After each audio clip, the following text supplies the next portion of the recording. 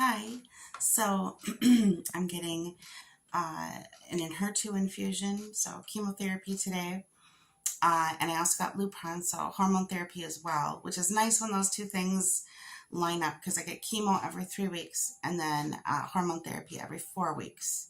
And it's nice not to have to make the drive across town just for a 5-minute hormone therapy appointment. So, because it's just one injection, it's Lupron.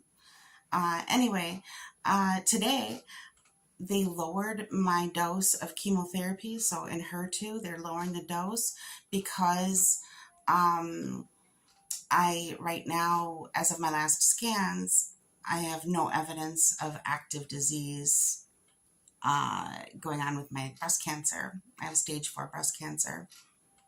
And right now, the only thing visible on a scan to show that I have cancer is this tiny little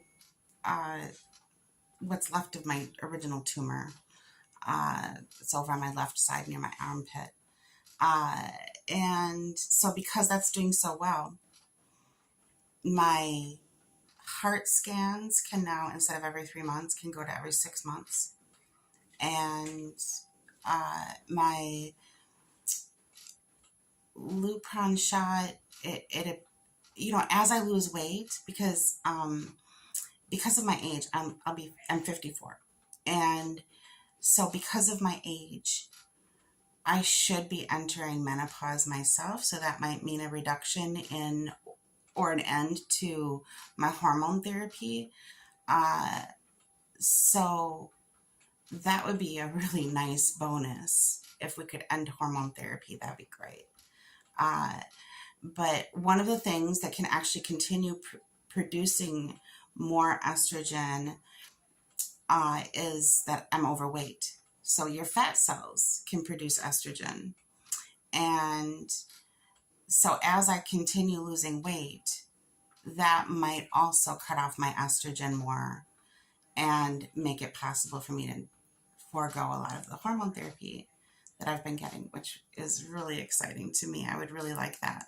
So, because the next treatment, once, if and when HER2 stops working, the next treatment likely will be something like Taxol. And that would be once a week. So it's a lot more chemotherapy, and it's even more hair lossy. I talked to my oncologist today about my hair loss and whether or not my hair is going to grow back, because so far, like the right side of my head is just not growing back at all.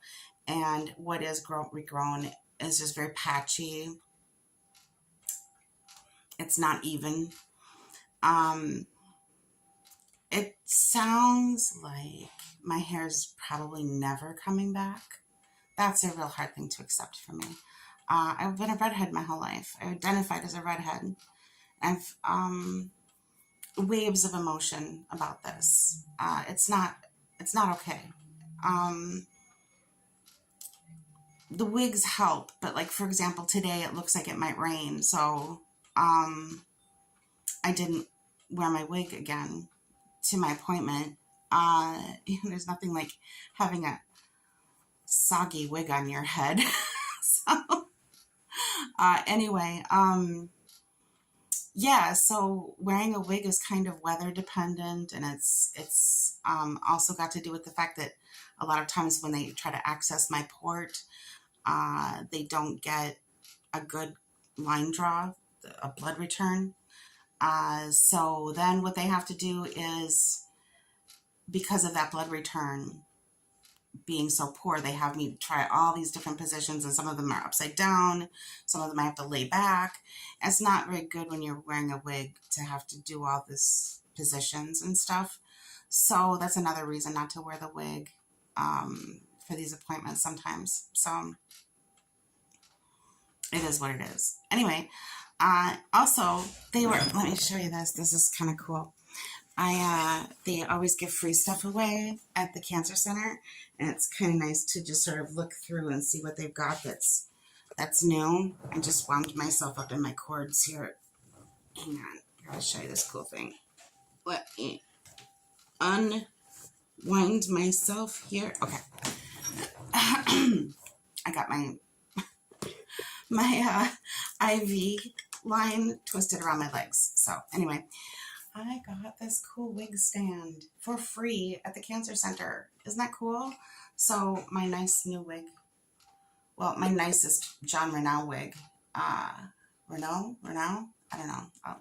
I'll leave a link in the description below. You can decide how you want to pronounce his name. But anyways, my nice John Renaud wig, I can put on this stand now. So I'm excited about that.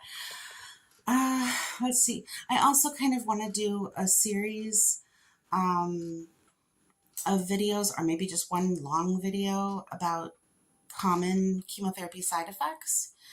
I feel like I've been on treatment now for about 6 years, which means I've kind of experienced quite a range of different side effects from various chemotherapies. I'm on my 4th line of treatment right now, which is Enhertu, but I've been on Ibrance, and I've been on TrueCap, and I've been on capecitabine, Zometa, and now I'm on Enhertu.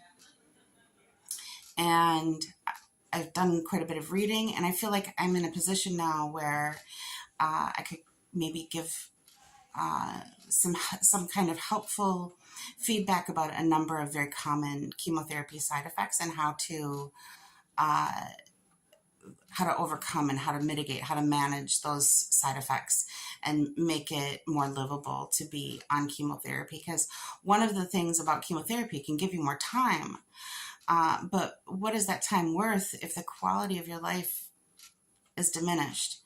So part of the survival technique, part of the survival of being on chemo is mitigating side effects. And I know sometimes side effects, they're like real deal breakers for people. Like, oh, you know, I'm tired all the time. I don't want to be tired all the time.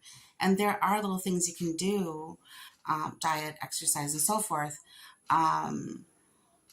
to help with that kind of fatigue. And there's all kinds of different solutions, like a multi-pronged solution for things like diarrhea and constipation, or nausea, or skin irritation, or mouth sores, or depression, anxiety. Like, there's a whole gambit of different side effects and other kinds of effects that you have from being on long-term chemotherapy, or even short-term chemotherapy, like weight loss, weight gain on some of these medications, that kind of thing. So let me know if you're interested in that. Leave comments if you have questions about any specific side effects and how to overcome those. Because I have a range of, I have an oncology team at my disposal. If I have questions, I can ask them. But also, they've given me so much research and so many handouts and things that I've read. I feel like I've gone through like an extra college course just in being in cancer treatment. It almost feels like that. So let me know if you have questions in the comments of this video on YouTube, and I can throw those questions in. Let me know if you want your name mentioned. I can mention your name, but otherwise I'll just throw those questions in with the rest of the solutions that I have for various chemotherapy-related side effects. So let me know if there's anything you're curious about, the heartburn, whatever. And then also got my nails done. These are those magnetic cat eye nails. See how the light kind of shifts with, anyway, this is the accent nail. Turned out so nice. The thumb, I don't know if I can get, let me see if the other hand will work. This is the other hand. Isn't that pretty? I've been up gardening and stuff with these. There's the thumb. They look like glass, don't they? They're so pretty. I love these magnetic polishes. I think my next manicure, I might just get this color. This blue. This icy blue is so pretty. Maybe I'll wait for winter to do that. I don't know. I'm trying to decide my next. I have some glitters that I want to try. So, and I also have some new chameleon powders. They're chameleon chrome powders that change colors. I think that those are kind of fun. They change colors based on the lighting that you have them in. So, I like having fun nails, especially now that talking about like that my hair probably won't be back. Um, it's nice to have nice nails. And I've also looked into getting like eyelash extensions because my eyelashes mostly fell out. That does not sound like a thing that you want to combine with chemotherapy. No. That has a lot of like chemicals involved and stuff. It's more involved than I realized. Even getting my nails done, you have to be very careful not to have it like touch or dry to your skin because of the gel polish that I use. The regular nail polish isn't quite as toxic, but gel polish you have to be careful not to get it on your skin and so forth. When they said I was in, no evidence of active disease, this remission thing, I expected the pain to go away. I have bone mets in my spine and in my lungs, and they can't see them. They can't see the lung mets. They can't see the bone mets anymore. They're gone. And I was excited. Uh, when they first told me this happened, I had tears in my eyes. I was so excited. I thought this was going to be the end of pain. I thought that I would need pain management less. I thought that this was going to be just a really great opportunity for me to just be able to do more and be more active. And yeah, I was really thinking that. Anyway, the pain did not stop. And I just kept thinking, well, that's in my head. It's got to be in my head because there's no more meds. So if there's no metastasis in my bones, then why would my bones hurt? So I gave it a couple months, because they said that it showed signs of healing, that there weren't like just holes left behind, that the Zometa that I've been on, they described it like bone glue, that's been working. And it is working, and it does show signs of healing. Everything looks good. It's just that the pain didn't go away.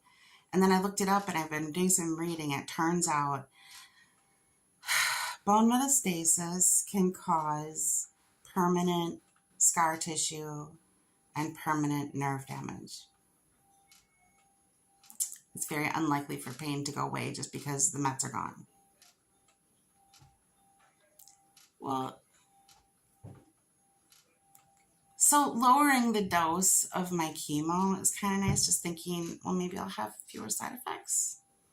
Maybe my hair will grow back a little. I don't know. So I know that's a mixed bag. I try to be a little bit, I'm trying not to let myself get depressed about the hair and the pain. And it's just, another reminder that cancer sucks, not that we need reminders. But yeah, I don't really, I wish I had something more encouraging to say. But anyway, I'm so grateful for my husband. He's such a wonderful guy. He's just been so supportive and so loving and so sweet. And I'm so grateful that I have him in my corner. And, those things matter. Just the human connection that I have with certain people, our dogs, the sweet, waking up to their sweet snuggles and kisses every morning. I don't know what I would do without them because they're such a good source of laughter and smiles and affection. So, I have a lot to smile about. I have a lot to be grateful for. So these complaints about like my hair and the pain and inconvenience and whatever, that does not overwhelm my gratitude. And it can't take away from my joy. So, anyway, thank you for watching. uh, I'll work on maybe something a little bit more useful in the way of like mitigating side effects and so forth for my next video. So that's about it for now. Thank you so much for watching. I appreciate your time. I know time is precious. So anyway, I hope you have a wonderful day. Please be kind to yourself and others. Bye.